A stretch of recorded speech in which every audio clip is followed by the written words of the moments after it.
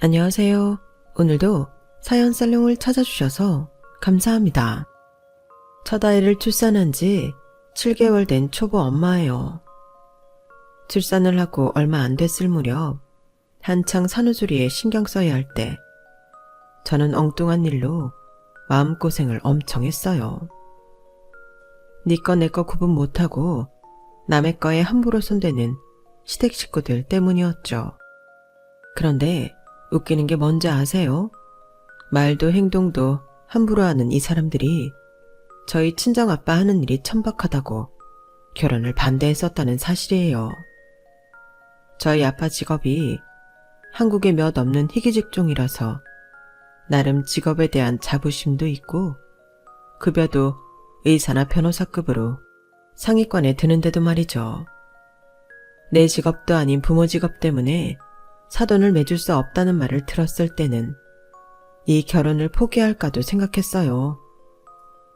모르긴 해도 남편이 중간에서 노력하지 않았다면 그렇게 됐을지도 몰라요. 저희 시부모님을 비롯해 손이 시누이는 명문대 출신에 직업도 꽤 좋은 편이에요. 어머니는 이화여대 가정학과를 졸업하고 여중에서 가정선생으로 재직하셨고 아버님은 서울대를 나와 대기업을 다니셨어요. 손이 시누이는 연세대 영문과를 나와서 번역과로 활동하고 있고요. 솔직히 학벌이랑 직업은 어디 내놔도 손색이 없는 사람들이죠. 하지만 아무리 좋은 대학 나와서 좋은 직장만 다니면 뭐합니까? 사람 자체가 저질인걸요. 남들 앞에선 고상한 척 교양 있는 지식인인 척하고들 살지만 실상은 달랐어요.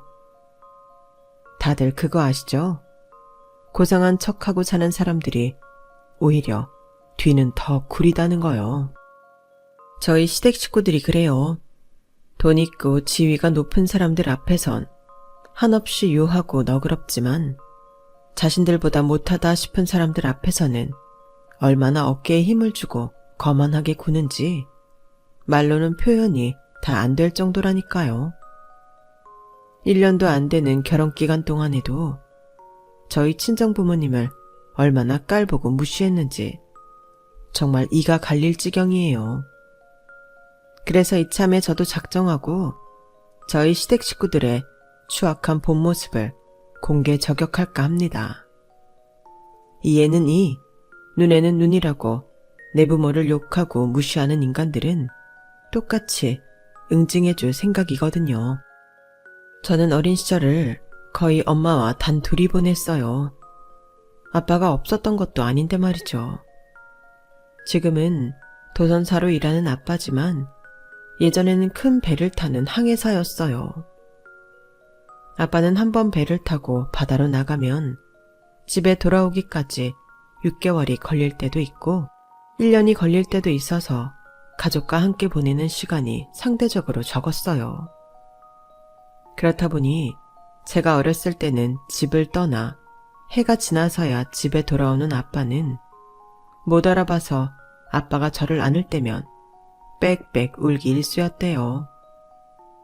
부산 남자 특유의 무뚝뚝함으로 무장한 아빠였지만 먼 바다 위에서 딸내미 사진 한 장 들고 만나는 날을 오매불망 기다렸던 아빠로서는 서운하지 않을 리가 없었죠.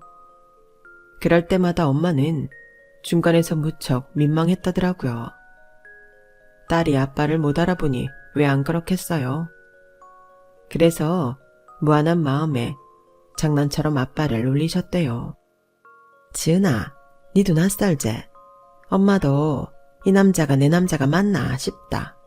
그래도 어쩌겠노? 집도 안 잊자불고 때 되면 잘도 찾아온다 아이가. 고마우름 그치라. 그래도 허구한 날 얼굴 맞대고 살아가 지긋지긋한 것보다 낫다 아이가. 볼 때마다 쎄삥 아빠다 생각하고 웃는 얼굴 봐주라. 하, 딸내미 앞에 두고 잘하는 소리다. 그래, 니는 쎄삥 남편 보니까네 새롭고 좋나? 좋다. 지지게 좋다. 너무 좋아가 가끔은 이래도 되나 싶다. 남들은 3년이면 질려가 남편 숨소리도 듣기 싫다 카드만 내는 30년이 지나도 절대 그럴 일 없다 아이가.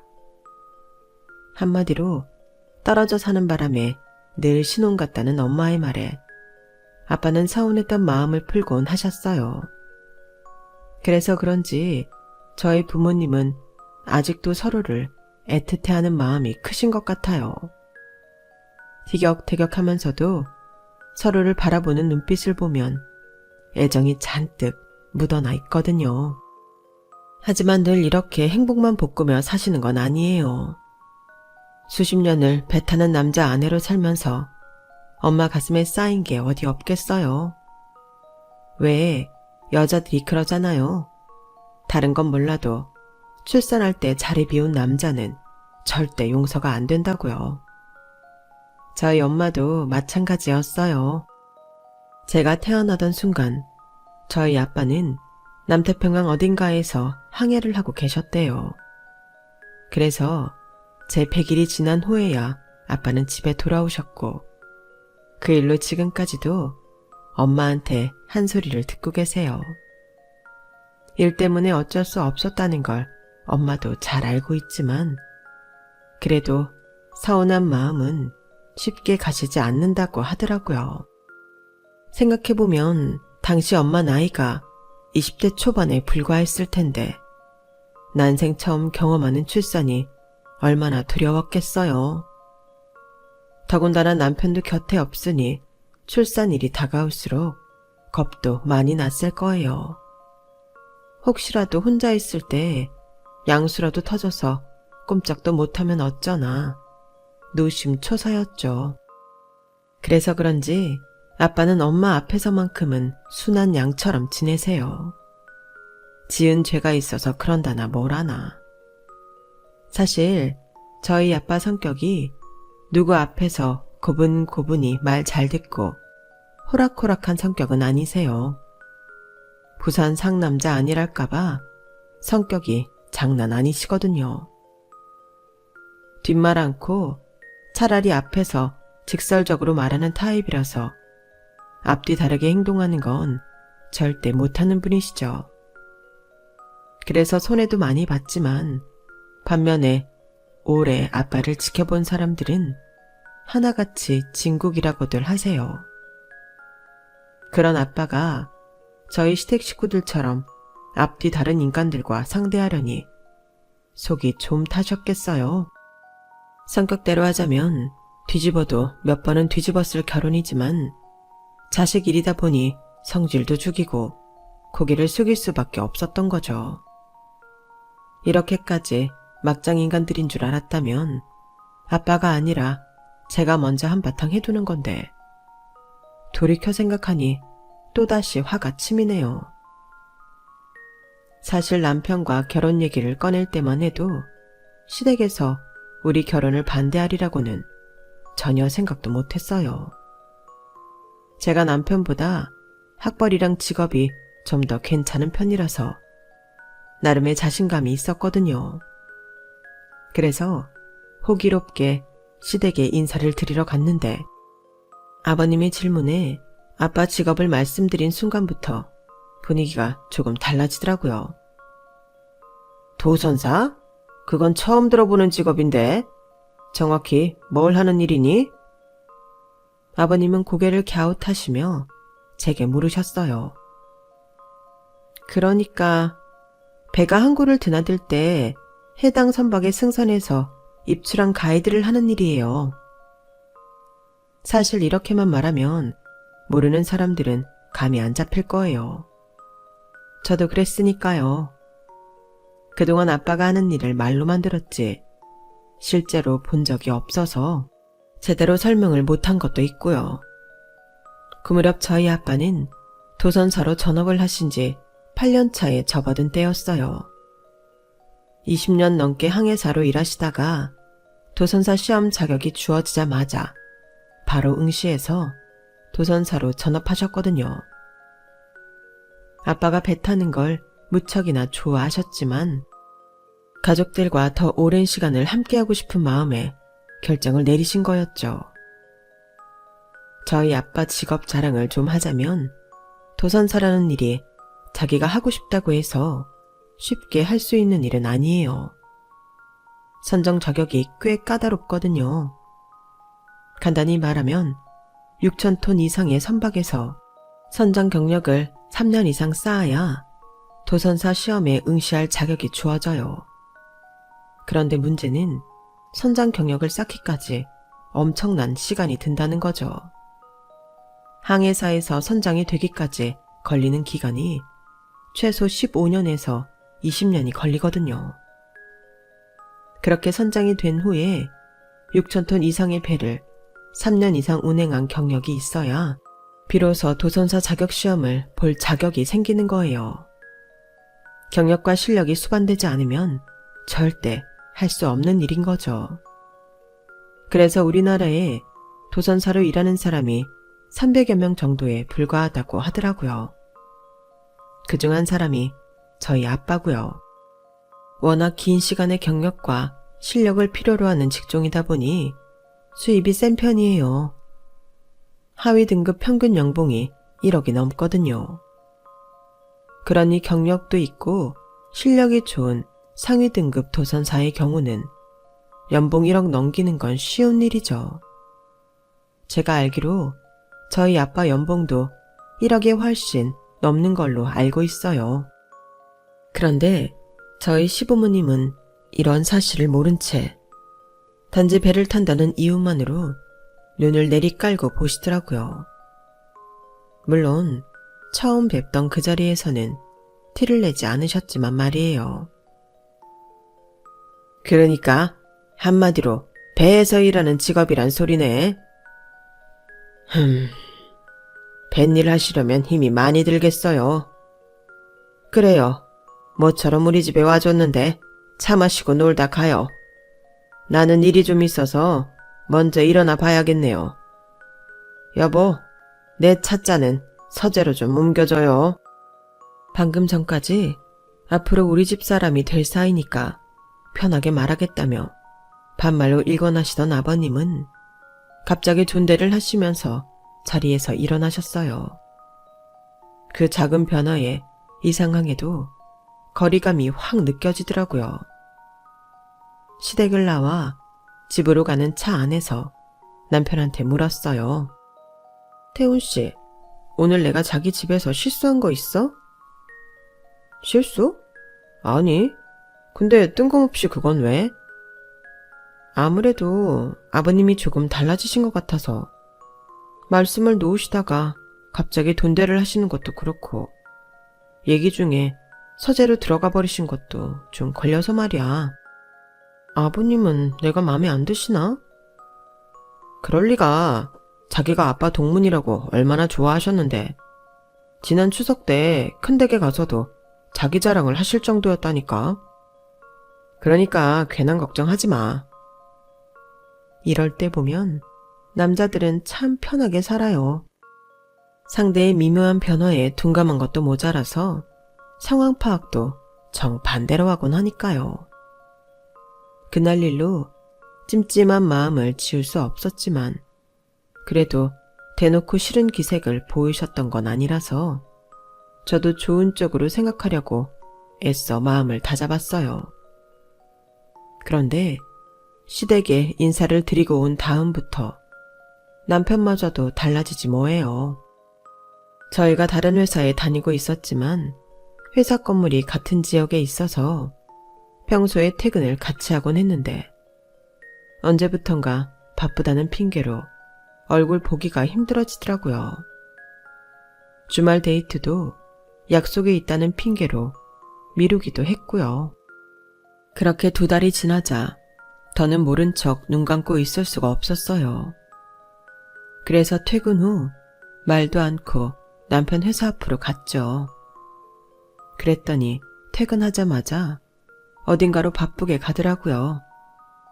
들키지 않으려고 약간의 거리를 두고 따라가 봤더니 글쎄 웬 여자랑 만나고 있지 뭐예요. 분위기를 보니 그날 처음 만난 사이인지 둘 사이가 꽤나 어색하게 보이더라고요. 자리가 멀어서 서로 하는 말은 들리지 않았지만 남편이 난처한 표정으로 사과를 하는 것 같았어요. 결국 앉은 지 10분도 채 안 돼서 여자는 나가버렸고 남편 혼자 덩그러니 남아서 어딘가로 전화를 하더라고요.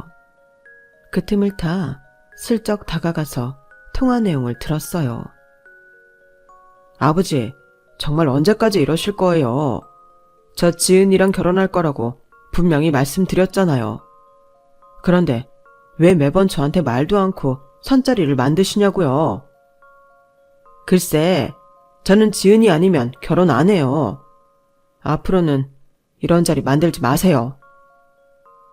평소 아무리 화가 나도 얼굴 한번 안 찌푸리던 남편은 정말 화가 났는지 아버님과 통화 중에 큰 소리를 냈어요.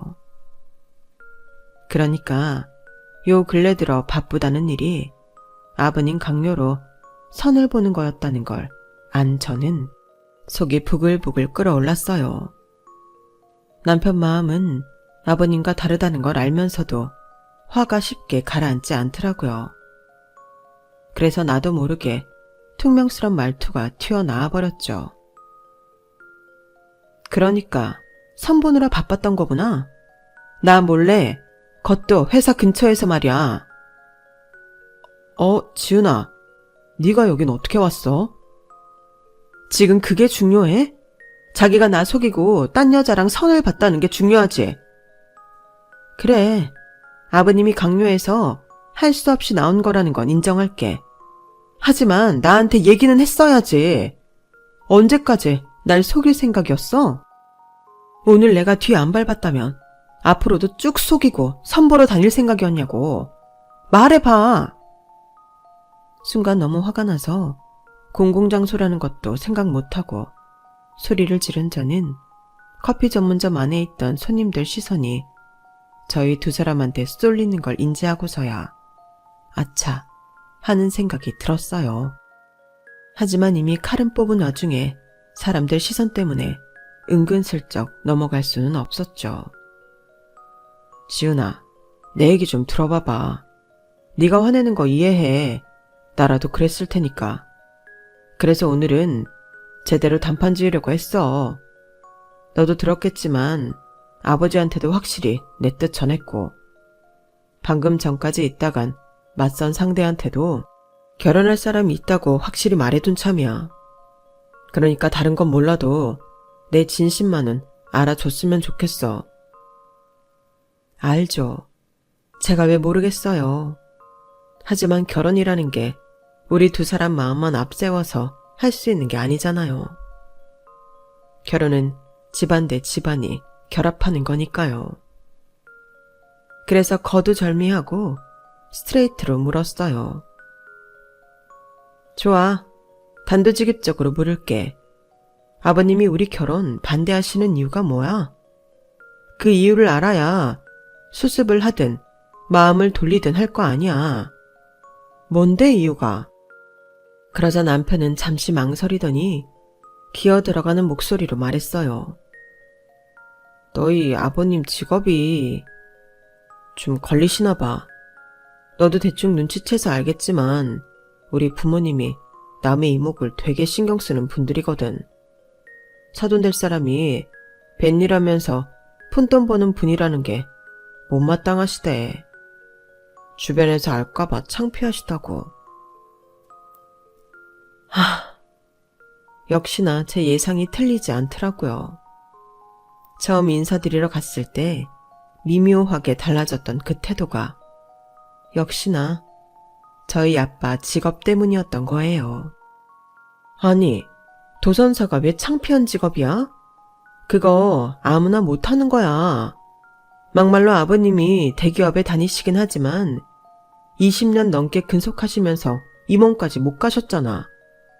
비교하자면 도선사는 대기업에서 경력이란 능력 인정받아서 간부 자리까지 올라간 거나 진비 없는 직급이라고.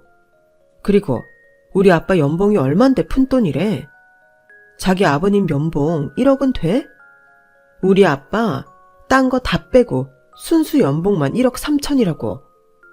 진짜 누가 누굴 창피해야 하는데? 뭐? 1억 3천?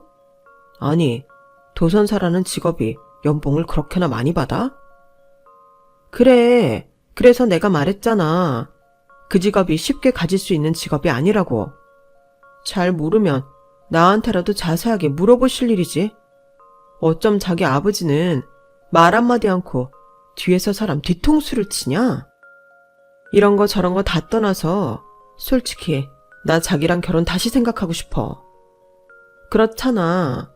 만약에 우리 아빠가 돈 없고 직업이 변변찮은 사람이었다면 말도 안 되는 자기 아버지 행동에 내가 이렇게 광분이나 할 수가 있었겠어? 아니잖아. 우리가 사랑해서 결혼하자는 건데 부모 직업 때문에 쌀에 섞인 쭉정이 거르듯이 걸러지는 꼴 당하면서까지 나 자기랑 결혼하고 싶지 않다고. 그러니까 자기도 앞으로 나한테 연락하지 마. 욱하는 마음에 자리를 박차고 나왔어요. 남편이 따라 나와 저를 만류했지만 그날은 정말이지 남편 얼굴도 보기 싫더라고요. 마침 얼마 뒤가 구정 연휴여서 저는 고향 부산으로 내려갔어요. 부모님은 내심 제가 결혼 상대를 데리고 집에 오길 바라셨던 눈치인데 굳은 표정으로 저 혼자 내려온 걸 보시고는 제 눈치만 살피시더라고요. 딱 봐도 뭔가 문제가 있다는 걸 아셨을 거예요. 하지만 성질 급한 아빠는 결국 참지 못하시고 제게 물으시더라고요. 니 와 혼자 내려왔노? 같이 안 온다 카드나? 말해봐라. 싫다 카드나? 어이? 좀 아빠야 내 머리가 깨질락 한다. 고마해라. 말해봐라. 와니 대구박이 깨질락 하는데 금마가 니 싫다 카드나? 말 좀 해봐라. 뭔데? 어이? 아빠야 직업이 싫다 카드라. 뱃일 하는 거 쪽팔리가 사돈 못 맺는다 카드라. 인제 됐나? 아빠가 하도 귀찮게 해서 내뱉은 말에 순간 분위기가 싸해졌어요. 아빠는 세상 다 잃은 표정으로 멍하게 서 있더라고요. 그러자 엄마가 달려와 저를 붙들고 흔드셨어요. 니 지금 뭐라 했나? 뭐시? 쪽팔리? 도선사가 왜 쪽팔리가 사돈도 못 맺는다 카는데? 치는 뭐 그리 대단한 일 한다고? 내 남편 직업이 쪽팔리다 카느냐고? 의사나 뭐 판검사나 된다 카드나? 대통령이나 된다 카드나? 아이고 무시라. 치는 뭐 그리 대단한 사람이라고? 치아라. 결혼이고 뭐고 파이다. 네, 딴 건 몰라도 내 남편 무시하는 것들이랑은 사돈 절대 못 맺는다. 네가 가가 단다이 전해라. 그 짝이 아이고 우리가 이 결혼은 절대 허락 못한다고. 알겠나? 화가 단단히 난 엄마는 명절이고 나발이고 다 필요 없다며 대낮부터 깡소주를 병째 들고 나발을 부셨어요. 평소대로라면 오히려 더 화를 내고 소리를 질러대야 할 아빠는 그날따라 입을 꾹 다문 채 축 처진 어깨로 앉아 계셨죠. 그 모습을 보니 제 속에서도 천불이 올라오더라고요. 그래서 엄마가 마시던 소주병을 뺏어 들고 벌컥벌컥 마셨어요. 그리고는 남편한테 전화해 쌍욕을 메들리로 퍼부어 주었어요. 이런 딸을 뜯어 말려야 할 엄마는 옆에서 오히려 추임새까지 넣어주며 살벌한 부산욕을 시전해 주셨죠. 그날 모르긴 해도 남편은 밥을 안 먹어도 배가 불렀을 거예요. 그리고 다음날 아침, 전날 과음으로 인해 쓰린 속을 부여잡고 간신히 눈을 뜬 엄마와 저는 아빠가 끓여준 콩나물 해장국으로 해장을 했어요. 그 큰 손으로 쪽파까지 쏭쏭 썰어서 해장국 위에 뿌려주는 아빠를 보니 미안하고 안쓰러운 마음이 들어서 코끝이 찡했어요. 아빠야, 미안타. 그래도 내는 우리 아빠야가 세상에서 제일 멋지고 훌륭하다고 생각한다. 내 맘 알제? 무라, 곡 식는다. 그러자 엄마가 아빠 팔짱을 끼며 말하셨어요. 네 아빠 이깟 일로 상처 안 받는다. 사내 대장부 아이가 부산 사나이. 세상의 남자가 천지 삐까리라 캐도 네 아빠만한 사람은 절대 없다. 지은이 니도 남자 보는 눈을 길러라. 알겠나? 여보, 내 국물 좀 더 둬. 이게 참 맛있네. 그때였어요. 아침 일찍 초인종이 울리더라고요. 명절 당일이라서 찾아올 사람도 없는데 말이죠. 그런데 월패디에 찍힌 얼굴을 보니 글쎄 남편이지 뭐예요. 설마 어제 전화로 욕 좀 했다고 열받아서 찾아온 건 아닌가 싶어서 선뜻 문을 못 열겠더라고요. 그러자 아빠가 다가와 쓱 보시고는 제게 물으셨어요. 누구? 아빠야, 어쩌지? 내가 어제 술 먹고 욕 좀 했다고 서울서 따지러 왔는갑다. 치아라. 그리고는 바로 문을 열어주셨어요. 남편은 현관에 들어서자마자 넙죽 인사를 하고는 저희 부모님께 사과부터 드렸어요. 명절 아침부터 연락도 없이 찾아와서 죄송하다고요. 그러면서 양손 가득 들고 온 선물을 전해드리고는 바로 저희 아빠 앞에 무릎을 꿇었어요. 모든 게 자기가 부족해서 벌어진 일이라며 욕을 하시면 듣고 때리시면 맞을 테니 이 결혼은 꼭 하게 해달라고 하더군요. 하지만 말이 채 끝나기도 전에 엄마가 끼어들어 여기가 어디라고 찾아왔냐며 소리를 치셨어요. 마치 쇼미더머니에 나온 래퍼처럼 부산말을 속사포로 쏟아내는 통에 남편은 제대로 알아듣지도 못했을 테지만요. 그러자 아빠가 엄마를 말리고는 술상을 봐달라고 했어요. 그렇게 명절 아침에 술상을 사이로 마주한 아빠와 남편은 말 한마디 없이 술을 마셨어요. 주거니 받거니 하면서 마셔댄 술이 전공 대병 2개에 소주가 몇 병이었어요. 안주도 제대로 안 먹고 술만 부어대니 엄마도 저도 걱정이 한가득이었죠. 그렇게 몇 시간을 이어가던 두 남자의 술 배틀은 아빠가 먼저 술잔을 떨어뜨리면서 제 남편의 승리로 끝이 났어요. 그리고 두 사람은 안방 침대에 나란히 누워 잠이 들었죠. 그리고 다음날 엄마는 북어 해장국을 끓여 두 남자한테 먹였어요. 해장국을 다 드신 아빠는 남편한테 그러시더라고요. 어제 술자리에서 어떤 변명이든 한마디라도 했더라면 그 길로 돌려보내려고 했다고요. 변명 없이 모든 걸 자기 잘못으로 돌리는 태도는 마음에 들어서 이번만은 용서를 하겠지만 앞으로 내 딸로 내 눈물 빼는 날에는 그 길로 이 결혼은 무효로 할 테니 알아서 하라고 하셨어요. 결국 예비 장인과의 술 배틀로 하루가 지나도 술이 안 깬 남편 때문에 저는 남편을 차에 태우고 손수 운전을 해서 서울까지 올라갔어요. 그렇게 술판으로 얼룩진 연휴가 끝나고 저는 다시 시댁을 찾아갔어요.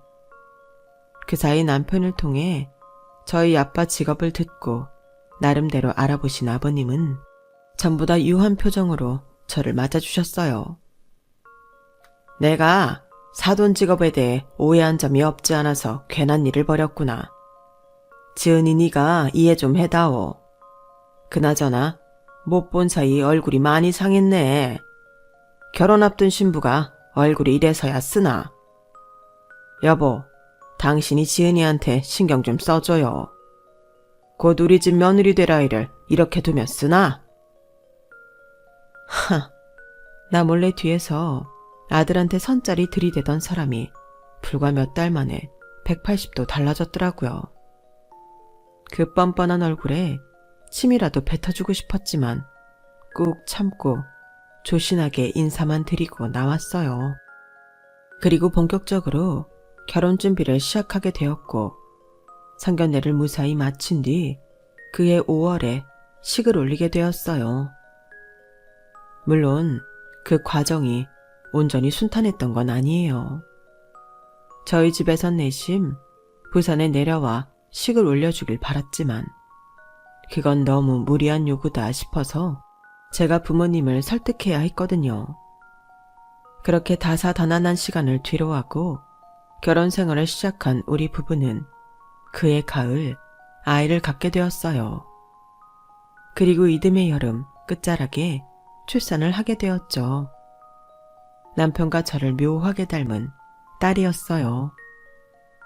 결혼식은 서울에서 했으니 출산과 산후조리만큼은 부산 친정에서 하라는 친정 부모님 성화에 이번엔 저도 순순히 따르기로 했어요. 남편도 곁에 장모님이 계시는 게 안심이 된다며 그렇게 하기로 했죠. 물론 시댁에서는 그 문제로 말이 많았지만 그건 남편이 알아서 처리해 주었어요. 제가 무사히 순산을 한 그날 아빠는 기다렸다는 듯이 제 손에 차키를 쥐어주시더라고요. 아도 낳는데 경차로 부산까지 오는 기 좀에 걸리가 하나 샀다. 아빠야, 이거 너무 비싼 선물 아이가? 못해도 1억은 될 낀데? 그러자 옆에 있던 엄마가 그러시는 거예요. 1억? 아이고야, 니 이래 세상 물정 모르나? 풀옵션 해가 1억 4천 주삐다. 니 아빠 모르나? 딸내미 위한다 카모 간도 쓸게도 다 떼줄인간 아이가? 니 출산일 맞춰가 준다고 옷돈까지 주고 안 샀나?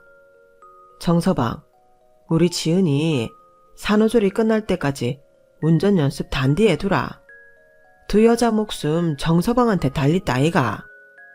분에 넘치는 수입 차키를 받아든 남편은 너하니 벙벙한 표정으로 저를 바라봤어요. 화통한 아빠 성격에 출산 선물을 꽤 그럴듯한 걸로 해주실 거라고 예상은 했지만 억대 수입차를 해주실 줄은 몰랐기 때문에 저도 놀라기 마찬가지였죠. 당장 저는 아빠가 마련해준 산후조리원에 들어가 있어야 해서 차는 남편이 서울집으로 가져갔어요. 남편은 회사 출근 때문에 금요일 밤에 부산으로 내려와 월요일 새벽에 서울로 올라가야 했기에 차는 집에 두고 KTX를 이용해 서울과 부산을 오갔어요. 그리고 드디어 제가 산후조리원을 나오는 날이 되었죠. 하필 그날이 목요일이라서 남편이 당장 서울로 내려올 수 없는 바람에 하루는 친정에서 지내게 되었어요.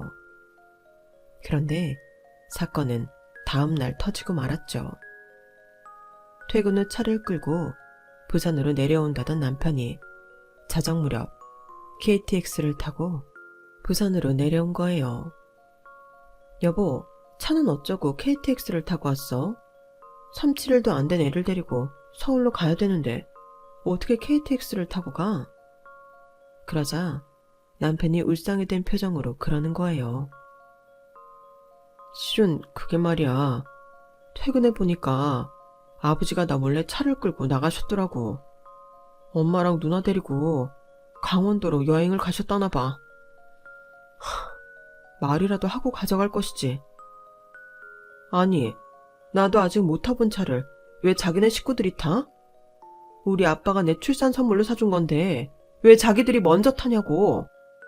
그래서 당신은 그걸 가만히 보고만 있었어? 당장 가져오라고 했어야지. 했지. 그런데 나랑 통화하시고는 바로 휴대폰 전원까지 꺼놓으시곤 내 전화를 안 받으시더라고. 정말 나도 미치겠어.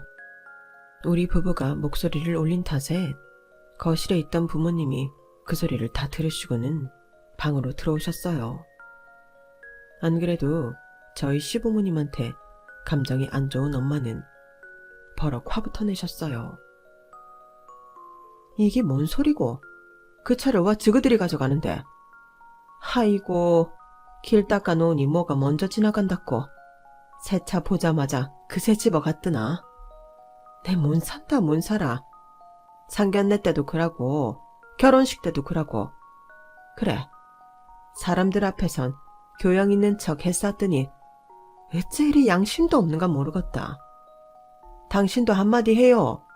그래 망부석처럼 서 있지 말고. 그러자 가만히 생각에 잠겨있던 아빠는 휴대폰을 꺼내들고 어딘가로 전화를 했어요. 내다. 내 말이다. 신고 하나 할락하는데 되겠나? 도난 차량 신고 좀 할락한다. 니도 알지? 내 딸 지은이 딸 낳은 거. 인사는 치아라. 그래가 내가 차 한 대 뽑아줬다 아이가.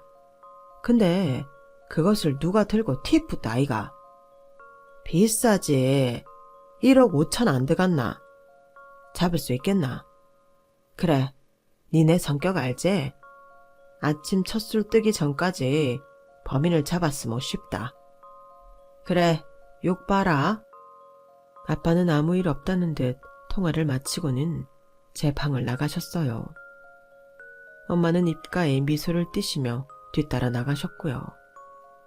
남편은 사색이 된 채 저만 바라보았죠.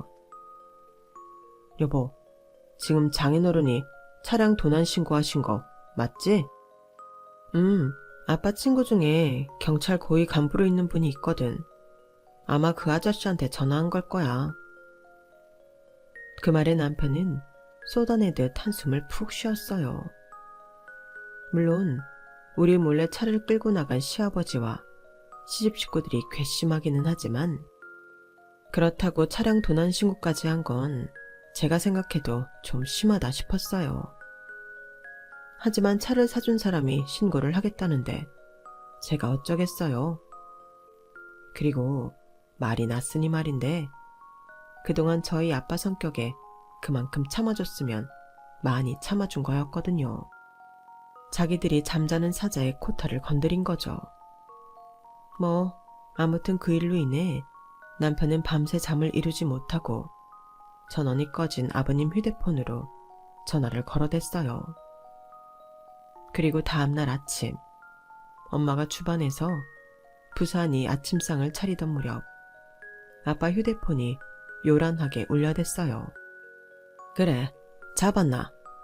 그래, 네 일 좀 한대. 뭐라고? 치아라, 선처는 무슨. 내는 그래 할 생각이 전혀 없다고 전해라. 알바 아니다.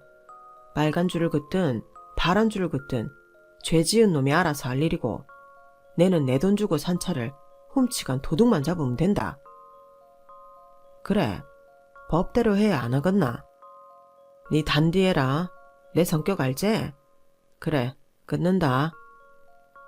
정확한 상황은 알 수 없었지만 아빠가 하시는 말만 들어도 차를 끌고 간 아버님 신상에 상당히 안 좋은 일이 벌어지고 있다는 것만은 확실히 알 수 있었어요. 그리고 아빠가 전화를 끊자마자 제 남편 휴대폰이 울렸어요. 아버님이었죠. 아버님은 밖으로 소리가 새어나올 정도로 고래고래 소리를 치시며 어떻게 아비를 도둑놈으로 몰 수가 있냐며 따지셨어요. 당장 차량 도난 신고 철회하지 않으면 가만히 안 둔다고 협박까지 하시더라고요. 그러면서 건드리지 말아야 할 선까지 건드신 거예요. 네 처가 이러라고 하더냐? 지 아빠가 사준 차 끌고 나갔다고 시애비를 전과자 만들라고 네 처가 그러더냐고. 이래서 근본 없는 집구석이랑은 사돈을 맺는 게 아닌데. 아이고, 내가 이 나이에 무슨 망신인지. 이놈아, 이래서 집안에 여자를 들일 때는 그 부모를 보고 고르라고 하는 거야. 무식하게 뱃일을 하는 인간 딸이니 무식한 게 지 애비밖에 더 닮았겠냐고. 어디서 쓰레기 같은 것들이 내 인생에 구정물을 튀기려 들어. 길게 말할 거 없고 네 처한테 말해서 당장 차량 도난 신고 철회해. 왜 대답을 안 해? 사실 아버님한테 온 이 전화는 제가 같이 듣자고 스피커폰으로 해둔 터라서 우리 부부는 그 통화를 함께 듣고 말았어요. 통화를 듣는 내내 저는 저 깊은 곳에서부터 끓어오르는 분노로 손끝이 바들바들 떨리고 있었어요. 여차하면 휴대폰을 뺏어들고 제가 직접 한마디 할 판이었죠. 그런데 제가 나서기도 전에 남편이 표정을 굳히더니 그러더라고요. 아버지, 순서가 틀렸잖아요. 지금 아버지가 가장 먼저 하셔야 할 말은 신고 철회가 아니라 미안하다는 사과예요. 그 차 제 장인어른이 사주신 거예요. 저 타라고 사주신 것도 아니고 제 아내랑 우리 예슬이 안정하게 태우라고 사주신 거라고요. 내 아내가 받은 출산 선물이란 말입니다. 그런데 그걸 왜 아버지가 말도 없이 훔쳐가셔선 이 사달을 만들어요? 왜 남의 물건에 함부로 손을 대서 자식인 저까지 창피하게 만드시냐고요. 그리고 전에도 말씀드렸지만 타인에 대해 제대로 알지도 못하면서 함부로 말씀하지 마세요. 제 장인어른은 아버지가 무시해도 되는 분 아니세요. 아버지보다 더 어른다운 분이시라고요. 더는 아버지의 그 이중적인 행동에 장단 못 맞춰드려요. 그동안 못 본 척 회피하고 살았는데 더는 그렇게 살지 않겠다고요. 아들 하나 잃었다고 생각해도 좋아요. 대신 이번 일로 인해 제 아내나 제 처가에 조금이라도 폐를 끼치셨다가는 저 정말 가만히 안 참습니다.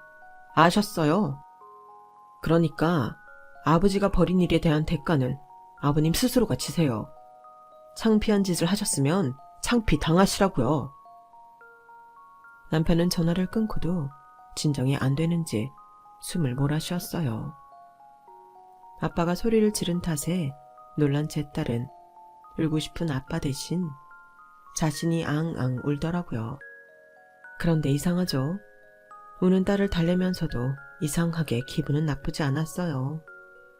마치 이제야 내 남편을 제대로 찾은 기분이었다랄까요? 아무튼 그날 일로 저희 부부는 시댁과 연락을 끊고 살고 있어요. 차량 도난 사건은 자동차 불법 사용죄가 적용돼서 벌금형에 처해졌어요. 제 남편 명의로 된 차가 아니라 아빠 명의로 되어 있는 차였기 때문에 친족상 도래가 적용되지 않았거든요. 결국 빼도 박도 못하고 죗값을 치르게 된 거죠. 그리고 이건 나중에 엄마를 통해 들은 얘긴데요. 그날 아버님한테 온 전화를 저희 부모님도 방문 밖에서 다 들으셨던 모양이에요. 스피커폰으로 시아버지가 하는 말을 들으시던 아빠는 얼굴은 붉게 타는 고구마처럼 타들어갔고 저희 엄마는 흙 건들기만 해도 살벌한 욕설을 터뜨릴 것처럼 잔뜩 달아올라 있었다고 하더군요.